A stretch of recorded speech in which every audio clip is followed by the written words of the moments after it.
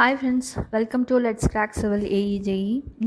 இந்த பிளேலிஸ்ட்டில் strength of மெட்டீரியலில் ஒவ்வொரு சாப்டருக்கான ஃபார்முலாஸ் அண்ட் கான்செப்ட்ஸ் நம்ம பார்க்கலாம். அதுக்கப்புறமாட்டி சோமில் previous GATE questions, IES questions and PSUs questions எல்லாமே நம்ம ஒர்க் அவுட் பண்ணலாம். So let's get started. Strength of மெட்டீரியலில் ஃபர்ஸ்ட் சாப்டர் வந்து simple stress and strain relationship in 1D 2D and 3D. First ஸ்ட்ரெஸ்ஸுனால் என்ன அப்படின்னா, ஒரு ஆப்ஜெக்ட் இருக்குது, அந்த ஆப்ஜெக்ட்டில் நான் லோடு அப்ளை பண்ணுறேன், அந்த லோடு ஒரு சர்ஃபேஸ் ஏரியாவில் ஆக்ட் ஆகுது, அது ஒரு ப்ரெஷராக கன்வெர்ட் ஆகுது ஒரு ஆப்ஜெக்ட்டில். அந்த ஆப்ஜெக்ட் வந்து இந்த ப்ரெஷருக்கு ரெண்டு விதமாக பிஹேவ் பண்ணலாம். ஒன்று, அந்த ஆப்ஜெக்ட் வந்து மூவ் ஆகலாம், ஆர் அந்த ஆப்ஜெக்ட் வந்து அதே இடத்துல ஸ்டாட்டிக்காக இருக்கலாம். சப்போஸ் ஒரு ஆப்ஜெக்ட் வந்து ஸ்டாட்டிக்காக இருக்குது அப்படின்னா, நான் கொடுத்த லோடுக்கு அது ஆப்போசிட்டாக ஒரு ரியாக்ஷனை க்ரியேட் பண்ணியிருக்குன்னு அர்த்தம். அந்த ரியாக்ஷன் வந்து equal in magnitude and opposite இன் டைரக்ஷனில் இருக்குது. இதுதான் நியூட்டனோட தேர்ட் லா. ஸோ நான் கொடுத்த ப்ரெஷருக்கு அது இன்டர்னலாக ஒரு ரெசிஸ்டன்ஸான ப்ரெஷரை க்ரியேட் பண்ணியிருக்கு. அந்த ப்ரெஷர் தான் ஸ்ட்ரெஸ். ஸோ இந்த ஸ்ட்ரெஸ்ஸுக்கான ஃபார்முலா வந்து லோட் பை ஏரியா. நம்ம இங்கே எடுத்துக்கக்கூடிய ஏரியா வந்து ஒரிஜினல் ஏரியா. ஸோ அடுத்து வந்து ட்ரூ ஸ்ட்ரெஸ்ஸு. இந்த ஸ்ட்ரெஸ் அப்படின்றது ஒரிஜினல் ஏரியா எடுத்துக்கிட்டோம் இல்லையா, இந்த ஸ்ட்ரெஸ் வந்து engineering stress R conventional stress அப்படின்னு சொல்லுவாங்க. அடுத்து ட்ரூ ஸ்ட்ரெஸ். ட்ரூ ஸ்ட்ரெஸ்னால் என்ன அப்படின்னா, இதே ஸ்ட்ரெஸ் தான், இதே இன்டர்னல் ரெசிஸ்டன்ஸ் தான். ஆனால் இந்த இடத்துல ஒரிஜினல் ஏரியாவுக்கு பதிலாக நம்ம இன்ஸ்டன்டியஸ் ஏரியா நம்ம எடுத்துப்போம். ஸோ இந்த ட்ரூ ஸ்ட்ரெஸ்ஸை நான் வேறு எப்படி ரெப்ரசென்ட் பண்ணலான்னா, சிக்மா இன்ட்டு 1 + ஈட்டா அப்படின்னு எடுத்துக்கலாம். ஈட்டா அப்படின்றது வந்து இங்கே இன்ஜினியரிங் ஸ்ட்ரெயின் அர்த்தம். இன்ஜினியரிங் ஸ்ட்ரெயின் அப்படின்றது வந்து என்ன அப்படின்னா, strain is equal to ΔL/L, அதாவது change in dimension divided by original dimension. So strain வந்து deformation caused by the stress அப்படின்னு சொல்லுவாங்க. ஸோ இனிஷியலாக ஸ்ட்ரெஸ் அண்ட் ஸ்ட்ரெயின் அப்படின்ற ரெண்டு பேராமீட்டரை இன்ட்ரடியூஸ் பண்ணும்போது ஸ்ட்ரெஸ்ஸுனால ஸ்ட்ரெயின் டெவலப் ஆகுது அப்படின்னு தான் சொல்லியிருப்பாங்க. பட் நம்ம கோர் சப்ஜெக்ட்ஸ்லாம் படிக்க கோர் சப்ஜெக்டில் இன்னும் ஃபர்தராக நம்ம போகும்போது ஸ்ட்ரெயின் டெவலப் பண்ணுதா ஆர் ஸ்ட்ரெஸ்ஸை டெவலப் பண்ணுதா நம்ம பின்னாடி பார்க்கலாம். ஸோ இனிஷியலாக இப்போதைக்கு ஸ்ட்ரெயின்ன்றது டிஃபார்மேஷன் காஸ்ட் பை த ஸ்ட்ரெஸ்ஸுன்னே நம்ம படித்து வச்சுக்கலாம். ஸோ இதில் வந்து என்ன சொல்லியிருக்காங்க, நெக் ஃபார்மேஷன் அப்படின்னு இருக்குது. Neck formation, plasticity, elasticity, strain hardening அப்படின்னா என்ன அப்படின்னு சொல்லி பார்க்கலாம். அதுக்கு முன்னாடி நம்ம ட்ரூ ஸ்ட்ரெஸ்ஸுக்கும் இன்ஜினியரிங் ஸ்ட்ரெஸ்ஸுக்குமான ரிலேஷன்ஷிப் பார்க்கலாம். ஸோ இந்த வேரியேஷன், இந்த கன்வர்ஷன் நம்ம கொஞ்சம் ஞாபகம் வச்சுக்கணும். பாஸ்கல் அப்படின்றது Nm/m². 1 கிலோ பாஸ்கல், கிலோனாலே நமக்கு தெரியும் 10^3, மெகா அப்படின்னா 10^6, ஜிகா அப்படின்னா 10^9. ஸோ இதை நம்ம மெமரி பண்ணிக்கிட்டோம் அப்படின்னா நியூமரிக்கல் ஒர்க் பண்ணும்போது நமக்கு ரொம்ப ஈஸியாக இருக்கும். Comparison of engineering and true stress curve நம்ம பார்க்கலாம். ட்ரூ ஸ்ட்ரெஸ் ஸ்ட்ரெயின் கர்வ் வந்து ஃப்ளோ கர்வ் அப்படின்னு சொல்லுவாங்க. இந்த ட்ரூ ஸ்ட்ரெஸ்ஸோட அட்வான்டேஜ் என்ன அப்படின்னா, இதுதான் அந்த மெட்டீரியலோட ட்ரூவான பிஹேவியரை சொல்லக்கூடிய ஒரு பேராமீட்டர் என்னென்னா இந்த ட்ரூ ஸ்ட்ரெஸ் தான். ஏன் அப்படின்னா நம்ம அதுக்கு இன்ஸ்டன்டியஸ் டைமென்ஷனை நம்ம எடுத்துப்போம். செகண்டு, இன்ஜினியரிங் ஸ்ட்ரெஸ் வந்து ஒரு பாயிண்ட்டுக்கு அப்புறம் ட்ராப் ஆக ஆரம்பிச்சிடும். எதனால் அப்படின்னா நெக்கிங்னால. ஏன் அப்படின்னா இதில் நம்ம ஒரிஜினல் ஏரியாவை கன்சிடர் பண்ணியிருக்கனால. ட்ரூ ஸ்ட்ரெஸ் அண்ட் கர்வில் ஸ்ட்ரெஸ் வந்து நெக்கிங்க்கு அப்புறமாட்டியும் இன்க்ரீஸ் ஆகும். ஏன் அப்படின்னா நம்ம இன்ஸ்டன்டியஸ் ஏரியா எடுத்துக்கிறனால நெக்கிங் ஆகிறப்போ ஏரியா கம்மியாகும். ஸ்ட்ரெஸ் வந்து இன்வெர்ஸ்லி ப்ரொபோர்ஷனல் டு ஏரியா அப்படின்றனால ஸ்ட்ரெஸ்ஸோட வேல்யூ இன்க்ரீஸ் ஆகிட்டே போயிட்டுருக்கு. As we all know, stress is directly proportional to strain by Hooke's law. இப்போது நெக்கிங் எப்படி நடக்குதுன்னு சொல்லி பார்க்கலாம். இப்போது இனிஷியலாக ஒரு ராட் இருக்குது. அந்த ராடில் L0 அப்படின்னு ஒரு லென்த் இருக்குது. நான் ஒரு டென்ஷன் அப்ளை பண்ணுறேன். டென்ஷன் அப்ளை பண்ண அந்த ராட் வந்து எலாங்கேட் ஆகுது. ஸோ இந்த போர்ஷன் வரையும் அது எப்படி பிஹேவ் பண்ணுது அப்படின்னா, பிளாஸ்டிக்காக பிஹேவ் பண்ணுது.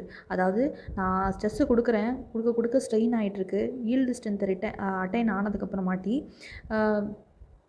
ஸ்ட்ரெயின் வந்து இன்னும் ஃபர்தராக டெவலப் ஆக ஆரம்பிக்குது.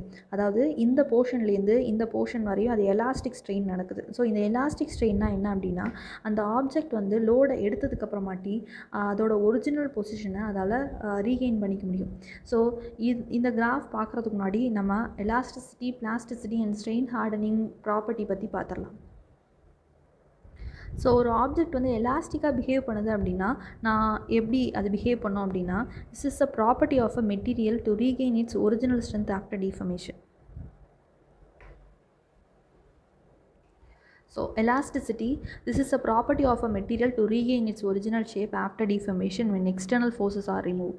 ஒரு ஆப்ஜெக்ட் இருக்குது, அந்த ஆப்ஜெக்டில் நான் ஒரு லோடு அப்ளை பண்ணுறேன். நான் லோடை எடுத்ததுக்கப்புறமாட்டி அந்த ஆப்ஜெக்ட் அதோட ஒரிஜினல் பொசிஷனுக்கே ஒரிஜினல் ஷேப்புக்கே வந்துருச்சு அப்படின்னா இந்த ப்ராப்பர்ட்டியை தான் எலாஸ்டிசிட்டி அப்படின்னு சொல்லுவாங்க. ஸோ நான் அந்த லோடை எடுத்ததுக்கப்புறமாட்டி அந்த ஸ்ட்ரெயின் கம்ப்ளீட்டாக அதில் டிஸப்பியர் ஆகும். இந்த ப்ராப்பர்ட்டிக்கு பெஸ்ட் எக்ஸாம்பிள் வந்து ரப்பர் அப்படின்னு நமக்கு எல்லாருக்கும் தெரியும். ஸோ எலாஸ்டிக் பிஹேவியரோட ஸ்ட்ரெஸ் ஸ்ட்ரெயின் ரிலேஷன்ஷிப் இப்படி தான் இருக்கும். ஸோ இந்த டயக்ராம் நம்ம கண்டிப்பாக மெமரைஸ் பண்ணி வச்சுக்கணும். ஏன்னா இது ஏஇ எக்ஸாமில் அடிக்கடி கேட்பாங்க. இப்போ பிளாஸ்டிசிட்டி, இப்போ ஒரு ஆப்ஜெக்ட் வந்து எலாஸ்டிக் லிமிட்டுக்கு மேலே நம்ம அதுக்கு ஸ்ட்ரெஸ் அப்ளை பண்ணிகிட்டே இருக்கோம் அப்படின்னா நம்ம அதால் அதை அக்வயர் பண்ண ஸ்ட்ரெயினை ரீகெயின் பண்ணிக்க முடியாது. ஸோ இந்த ப்ராப்பர்ட்டியை தான் என்ன சொல்லுவாங்கன்னா பிளாஸ்டிசிட்டி அப்படின்னு சொல்லுவாங்க. ஸோ ஒன்ஸ் ஒரு ஆப்ஜெக்ட் வந்து பிளாஸ்டிக் கண்டிஷனை ரீச் ஆகிடுச்சு அப்படின்னா அந்த ஆப்ஜெக்ட் வந்து ஃபர்தராக ஸ்ட்ரெஸ் எடுக்காமல் கண்டினியூஸாக ஸ்ட்ரெயின் ஆக ஆரம்பிச்சிட்டே இருக்கும். ஸோ இதுதான் வந்து பிளாஸ்டிசிட்டி பிஹேவியர்னால இந்த கிராஃபில் இந்த போர்ஷன் வந்து எலாஸ்டிக் டிஃபர்மேஷன் அப்படின்னு சொல்லியிருக்காங்க. ஸோ ஒன்ஸ் அதோட எலாங்கேட் ஆனதை அதால் ரீகெயின் பண்ணிக்க முடியல அப்படின்னா அது வந்து பிளாஸ்டிக் ஸ்டேஜை ரீச் ஆகிடுச்சு அப்படின்னு அர்த்தம். ஸோ ஃபஸ்ட்டு ஒரு ஆப்ஜெக்ட் இருக்குது, நான் லோடு அப்ளை பண்ணுறேன், லோடு எடுத்தோன்னா அது ஒரிஜினல் பொசிஷனுக்கே வந்துச்சு அப்படின்னா நம்ம அப்ளை பண்ண லோடு ஆர் அப்ளை பண்ண ஸ்ட்ரெஸ் வந்து ஈல்ட் ஸ்ட்ரெஸ்க்குள்ளே இருக்குதுன்னு அர்த்தம். ஈல்ட் ஸ்ட்ரெஸ்ஸை விட நான் ஃபர்தராக லோடு அப்ளை பண்ணேன் அப்படின்னா அது எலாங்கேட் ஆகிடுச்சுன்னா அதோட ஒரிஜினல் பொசிஷன் ரீகெயின் பண்ணிக்காது. அப்போ அது வந்து பிளாஸ்டிக் டிஃபர்மேஷன் ஆகிருக்கு அப்படின்னு அர்த்தம். ஸோ எது வரையும் பிளாஸ்டிக் டிஃபர்மேஷன்னா நெக்கிங் வரையுமே பிளாஸ்டிக் டிஃபர்மேஷன் தான்.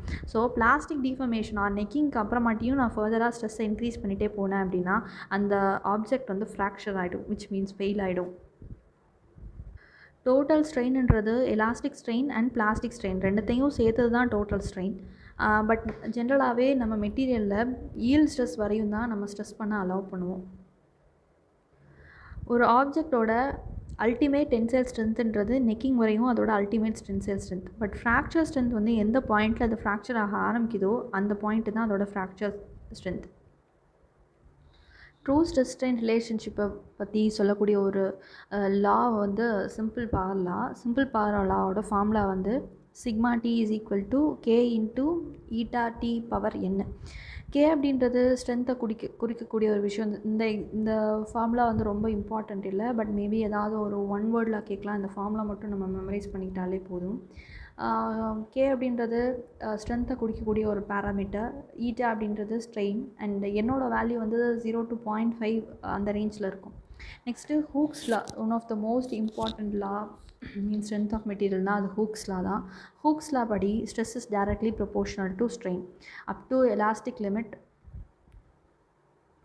within elastic limit up to within elasticity up to proportionality limit.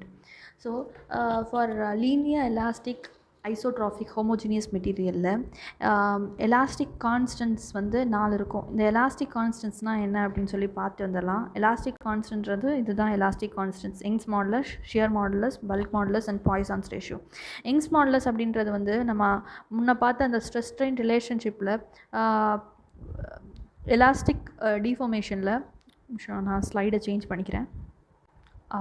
இந்த எலாஸ்டிக் டிஃபார்மேஷனில் நார்மல் ஸ்ட்ரெஸ்ஸுக்கும் ஸ்ட்ரெயினுக்கும் நடுவில் இருக்க அந்த ஸ்லோப் தான் யங்ஸ் மாடுலஸ். ஸோ இதுவே நான் அப்ளை பண்ண ஸ்ட்ரெஸ் வந்து ஷியர் ஸ்ட்ரெஸ்ஸாக இருந்துச்சு அப்படின்னா அந்த shear stress and shear strain elastic டிஃபார்மேஷனில் இருக்க அந்த ஸ்லோப்பை வந்து நம்ம shear modulus or modulus of rigidity அப்படின்னு சொல்லுவோம். ஸோ எலாஸ்டிக் கான்ஸ்டன்ட்ஸ் வந்து Young's modulus, shear modulus, bulk modulus and Poisson's ratio. So இந்த ஷியர் மாடுலஸ் ஆர் ரெஜிடிட்டி மாடுலஸை வேறு எந்தெந்த வேர்ட்ஸ் வச்சு காயின் பண்ணுவாங்கன்னா ஜிஎன்சி. அதுக்கப்புறம் கேன்றது பல்க் மாடுலஸ் அப்படின்னா normal stress divided by volumetric strain. Mu அப்படின்றது பாய்சான்ஸ் ரேஷியோட ஃபார்முலா என்ன அப்படின்னா lateral strain divided by longitudinal strain. அதாவது ஒரு ராடு இருக்குது, அந்த ராடில் நான் வந்து ஒரு டென்ஷன் அப்ளை பண்ணுறனால எனக்கு அந்த ராடில் சேஞ்ச் இன் லென்த் நடக்கும். சேஞ்ச் இன் லென்த் நடக்கிறனால அதோட கரஸ்பாண்டிங்கான டயமீட்டர் வந்து கம்மியாகும். ஸோ இந்த எஃபெக்ட் பேர் தான் பாய்சான்ஸ் எஃபெக்ட் அப்படின்னு சொல்லுவாங்க. ஏன் அப்படின்னா law of conservation of mass படி ஒரு ஆப்ஜெக்ட் ஒரு சைடு வந்து மாஸ் இன்க்ரீஸ் ஆச்சுன்னா அதுக்கு கரஸ்பாண்டிங்கான ஆப்போசிட் சைடில் மாஸ் வந்து கம்மியாகும். So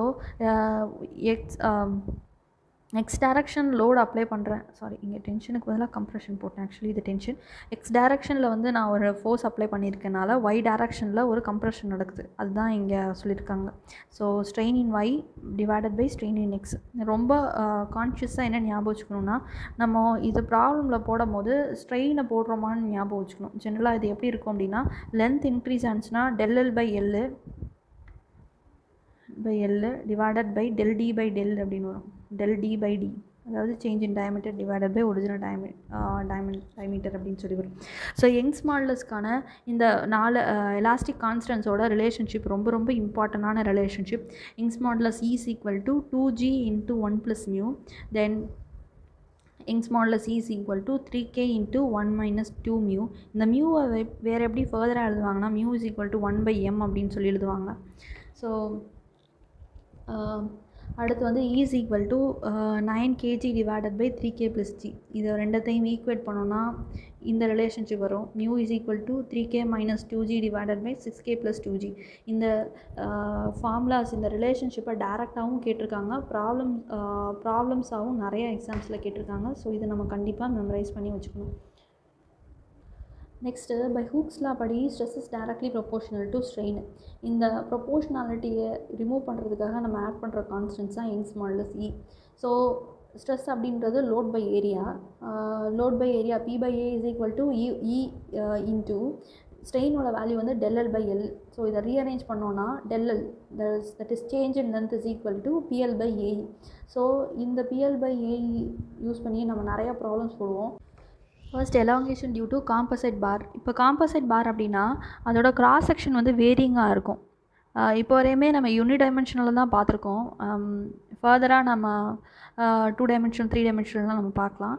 so change in length is equal to P/A into L1/A1 + L2/A2 + Ln/An. எத்தனை number of change in variation cross section இருக்கோ அத்தனை number of length and area போட்டு சமேஷன் பண்ணிவிட்டு P/Eயோட மல்டிப்ளை பண்ணிட்டோன்னா elongation of a composite bar நமக்கு கிடச்சிரும். Elongation of அ டேப்பர்ட் பார் எப்படி இருக்கும்னா இப்படி இருக்கும்.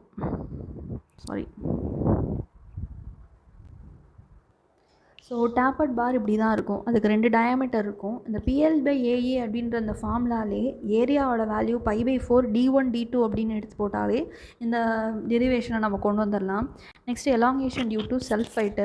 ஜென்ரலாக செல்ஃபைட்டை கன்சிடர் பண்ணும்போது ஒரு யூனிடைமென்ஷனல் ராடில் ஒரு லோடு P அப்படின்னு வைக்கிறோம். இந்த இடத்துல லோடுன்றது அதோட வெயிட்டு தான். ஜென்ரலாகவே வெயிட் ஆக்ட் ஆகும் போது நம்ம அதில் பாதி வெயிட்டை தான் எடுத்துப்போம். So load is equal to W/2ன்னு போட்டுட்டு அந்த ரீஅரேஞ்ச் பண்ணாலே நமக்கு இந்த ஃபார்முலா நமக்கு கிடச்சிரும். WL divided by 2 times of E. இதுவே கோனிக்கல் ராடாக இருந்துச்சு அப்படின்னா WL/2AE தான். அதில் வந்து ஏரியாவோட வேல்யூ சப்ஸ்டியூட் பண்ணிவிட்டு Pக்கு வந்து W/2வே நம்ம திருப்பி அரேஞ்ச் பண்ணோம் அப்படின்னா டென்சிட்டியோட ரிலேஷன்ஷிப்பில் நமக்கு இந்த ஃபார்முலா கிடைக்கும். del(L) is equal to ρg L² divided by 6E. So next temperature changes. டெம்பரேச்சர்னால ஸ்ட்ரெஸ் ஸ்ட்ரெயின் ரிலேஷன்ஷிப் நம்ம பார்க்கணும். ஜென்ரலாகவே டெம்பரேச்சரை நம்ம இன்க்ரீஸ் ஆகும் போதோ ஆர் கம்மி பண்ணும் போதோ அந்த ஆப்ஜெக்டில் எய்தர் எலாங்கேஷனோ ஆர் வந்து கான்ட்ராக்ஷனோ நடக்கும். அந்த எலாங்கேஷனோ கான்ட்ராக்ஷனையோ நம்ம ரெஸ்ட்ரிக்ட் பண்ணாத வரையும் நமக்கு ஸ்ட்ரெஸ்ஸுன்றது டெவலப் ஆகாது. ஒன்ஸ் நம்ம அந்த எலாங்கேஷனோ கான்ட்ராக்ஷனோ ரெஸ்ட்ரிக்ட் பண்ணிட்டோம் அப்படின்னா அந்த இடத்துல ஸ்ட்ரெஸ் வந்து டெவலப் ஆகும். இஃப் சப்போஸ் ஒரு ஆப்ஜெக்ட் இருக்குது, அந்த ஆப்ஜெக்டை நான் ஹீட் பண்ணுறேன் அப்படின்னா அந்த ஆப்ஜெக்ட் எலாங்கேஷனாக ட்ரை பண்ணும். அந்த எலாங்கேஷனாக ரெஸ்ட்ரிக்ட் பண்ணிட்டேன் அப்படின்னா அங்கே ஒரு டென்சைல் ஸ்ட்ரெஸ் வந்து டெவலப் ஆகும். சப்போஸ் இந்த ஆப்ஜெக்டை நான் ரொம்ப கூல் பண்ணிட்டேன், அப்போ அந்த ஆப்ஜெக்ட் கான்ட்ராக்ட் ஆக ட்ரை பண்ணும். கான்ட்ராக்ஷன் ரெஸ்ட்ரிக்ட் பண்ணிட்டேன் அப்படின்னா அங்கே டென்சைல் ஸ்ட்ரெஸ் வந்து டெவலப் ஆகும். ஸோ இப்போது இதில் வந்து tensile strain is equal to alpha into del(T). Alpha அப்படின்றது வந்து கோஎஃபிஷியன்ட் ஆஃப் தெர்மல் எக்ஸ்பேன்ஷன். அது ஒரு ஆப்ஜெக்ட்டுக்கும் ஒரு டெம்பரேச்சர் இருக்கும். அது இன்ட்டு சேஞ்ச் இன் டெம்பரேச்சர். ஒரு 20 டிகிரி செல்சியஸில் அதோட ஆல்ஃபாவோட வேல்யூ கொடுத்துருவாங்க. அது 50 டிகிரி செல்சியஸில் அதோட ஸ்ட்ரெயின் எவ்வளோ நடக்கும் அப்படின்னு கேட்டாங்க அப்படின்னா 50 - 20 30 இன்ட்டு அந்த கோஎஃபிஷியன்ட் ஆஃப் டெம்பரேச்சரை மல்டிப்ளை பண்ணிட்டோன்னா டெம்பரேச்சர் வேரியேஷனால் வரக்கூடிய ஸ்ட்ரெயினை நம்ம கண்டுபிடிச்சிடலாம். நெக்ஸ்ட்டு டெம்பரேச்சர் வேரியேஷனால் ஸ்ட்ரெஸ்ஸை எப்படி கண்டுபிடிக்கலாம்னா நமக்கு ஆல்ரெடி தெரியும். Stress is equal to strain into Young's modulus. Temperature வேரியேஷனால் ஸ்ட்ரெயினை நம்ம கண்டுபிடிச்சிட்டோம். இன்ட்டு யங்ஸ் மாடுலஸ் போட்டோம் அப்படின்னா ஸ்ட்ரெஸ் எவ்வளோன்னு நமக்கு தெரிஞ்சிடும். நெக்ஸ்ட்டு எலாங்கேஷன் டியூ டு ரொட்டேஷனில் இப்போ ஒரு ஆப்ஜெக்ட் இருக்குது, அதோட சென்டரில் ஒரு ரொட்டேஷன் ஒமேகா அப்படின்ற ஆங்குலர் ரொட்டேஷன் நடக்குது. அந்த ரொட்டேஷனுக்கு கரஸ்பாண்டிங்கான சிக்மா மேக்ஸோட வேல்யூ ρω² இன்ட்டு L²/8. அதனால் வரக்கூடிய சேஞ்ச் இன் லென்த்துக்கான ஃபார்முலா வந்து ρω² L³ divided by 12 times of E. Suppose இந்த ரொட்டேஷனையே either one end of the rod நடந்துச்சு, சென்டரில் நடக்காமல் either one end of the rod நடந்துச்சு அப்படின்னா அதுக்கு கரஸ்பாண்டிங்கான ஸ்ட்ரெஸ்ஸோட வேல்யூ வந்து rho omega square L square by 2 and change in length is equal to rho omega square L cube divided by 3 times of E. So இந்த ஃபார்முலாவை எப்படி ஞாபகம் வச்சுக்கணுன்னா, இந்த ஃபார்முலாவை நம்ம மெமரைஸ் பண்ணிட்டாலே போதும். இன்ட்டு 4 பண்ணோன்னா இந்த ஃபார்முலா நமக்கு ஈஸியாக கிடச்சிரும். ஸோ அடுத்து ஃபேட்டிக் அப்படின்னா என்ன அப்படின்னா, ஜென்ரலாகவே ஒரு ஆப்ஜெக்டை நம்ம ஈல்ட் ஸ்ட்ரெஸ்ஸில் அதை ரீச் பண்ணும் போதே அதை நம்ம ஃபெயிலியர்ன்ற கன்சிடர் பண்ணி தான் நம்ம டிசைன் பண்ணுவோம். பட் சம்டைம்ஸ் ஒரு ஆப்ஜெக்ட் வந்து ஈல்ட் ஸ்ட்ரெஸ்ஸை ரீச் ஆகிறதுக்கு முன்னாடியே அது ஃபெயில் ஆகிடும். ஏன் அப்படின்னா ஒரு ஆப்ஜெக்டில் சம் ஒர்க்கிங் நேச்சர்னால reversal of repetition of stress நடந்துகிட்டே இருக்கும் போது அதோட ஈல்ட் ஸ்ட்ரெஸ்ஸுக்கு முன்னாடியே அது ஃபெயில் ஆகிடும். ஸோ ஃபேட்டிக் அப்படின்றத வேறு எப்படி சொல்லலாம் அப்படின்னா, it is a safe maximum stress at working condition. So fatigue அப்படின்றது it is a failure condition தான். இந்த ஃபெயிலியர் எதனால் நடக்குது அப்படின்னா ரிப்பீட்டேஷன் ஆஃப் ஸ்ட்ரெஸ் நடக்குது. ரிப்பீட்டேஷன் ஆஃப் ஸ்ட்ரெஸ் வந்து ரிப்பீட் ஆக ஆக ஈல்டு ஸ்ட்ரெஸ்க்கு முன்னாடியே அது ஃபெயில் ஆகிடுது. அந்த ஸ்ட்ரெஸ்ஸில் தான் அந்த ஸ்ட்ரெஸ்ஸை தான் நம்ம என்ன சொல்லணும்னா ஃபேட்டிக் ஸ்ட்ரெஸ் அப்படின்னு சொல்கிறோம். ஸோ ஃபேட்டிக் அப்படின்றது it is a failure condition. எதனால் இந்த ஃபெயிலியர் நடக்குது அப்படின்னா ரிப்பீட்டேஷன் ஆஃப் ஸ்ட்ரெஸ்னால தான் இந்த ஃபெயிலியர் நடக்குது. அந்த ரிப்பீட்டேஷன் ஆஃப் ஸ்ட்ரெஸ் வந்து ஈல்ட் ஸ்ட்ரெஸ்ஸை விட கம்மியாக இருக்குது. So fatigue stress can also be coined as safe maximum stress at actual condition அப்படின்னு சிம்பிளாக நம்ம ஞாபகம் வச்சுக்கலாம். ஸோ அதுக்கப்புறம் stress by load falling from h. So ஒரு ஆப்ஜெக்ட் இருக்குது, அந்த ஆப்ஜெக்ட் வந்து ஹெச்ன்ற டிஸ்டன்ஸில் ஃபால் ஆகுறனால அதுக்கு ஒரு மேக்ஸிமம் ஸ்ட்ரெஸ் க்ரியேட் ஆகுது. ஸோ ஒரு ஆப்ஜெக்ட் ஹெச்ன்ற ஹைட்டில் ஃபெயில் ஆகுறனால அதுக்கு எவ்வளோ ஸ்ட்ரெஸ் டெவலப் ஆகும் அப்படின்னா P/A into 1 + √2h divided by strain L. Actually இது இதை கொஞ்சம் சேஞ்ச் பண்ணிக்கோங்க. Strain into L + 1. ஸோ இந்த ஃபார்முலா வந்து ரொம்ப ரேரான ஃபார்முலா தான், இது அவ்வளோ இம்பார்ட்டண்ட்லாம் கிடையாது. Next beam of uniform strength. Uniform strength அப்படின்னா ஒரு சிம்பிளி சப்போர்ட்டட் பீம் இருக்குது. சிம்பிளி சப்போர்ட்டட் பீமில் ஒரு பாயிண்ட் லோடு வைக்கிறேன். அந்த பீம் வந்து சாக் ஆகும் போது ஒவ்வொரு பாயிண்ட்லேயும் ஒவ்வொரு டைப் ஆஃப் ஸ்ட்ரெஸ் இருக்கும். அப்படின்னா ஒவ்வொரு பாயிண்ட்லேயும் ஒவ்வொரு டைப் ஆஃப் ஸ்ட்ரெயின் இருக்குதுன்னு அர்த்தம். ஸோ இந்த பீம் ஆஃப் யூனிஃபார்ம் ஸ்ட்ரென்த்தில் நான் என்ன பண்ண போகிறேன் அப்படின்னா ஸ்ட்ரென்த்தை யூனிஃபார்மாக வைக்கிறதுக்காக அந்த ஆப்ஜெக்டோட டைமென்ஷனை மாற்ற போகிறேன். எய்தர் நான் வித்தை சேஞ்ச் பண்ணலாம், ஆர் எய்தர் நான் டெப்த்தை சேஞ்ச் பண்ணலாம், ஆர் நான் both depth and both width and டெப்த்தை ரெண்டையுமே வேரி பண்ணலாம். So by varying depth and பிரெத்னால் நான் ஸ்ட்ரென்த்தை யூனிஃபார்மாக அட்டன் பண்ணுறேன் இல்லையா, இதுதான் பீம் ஆஃப் யூனிஃபார்ம் ஸ்ட்ரென்த் அப்படின்னு சொல்கிறாங்க. ஸோஃபார் நம்ம வந்து ஸ்ட்ரென்த் ஆஃப் மெட்டீரியலில் ஃபர்ஸ்ட் சாப்டரில் stress and strain relationship in 1D நம்ம பார்த்துருக்கோம். அடுத்த வீடியோவில் நம்ம 2D அண்ட் 3D ரிலேஷன்ஷிப் நம்ம பார்க்கலாம். உங்களுக்கு இந்த வீடியோ பிடிச்சிருக்கு அப்படின்னா லைக் பண்ணுங்கள், ஷேர் பண்ணுங்கள், அண்ட் என்னோடய யூடியூப் சேனலுக்கு சப்ஸ்கிரைப் பண்ணுங்கள்.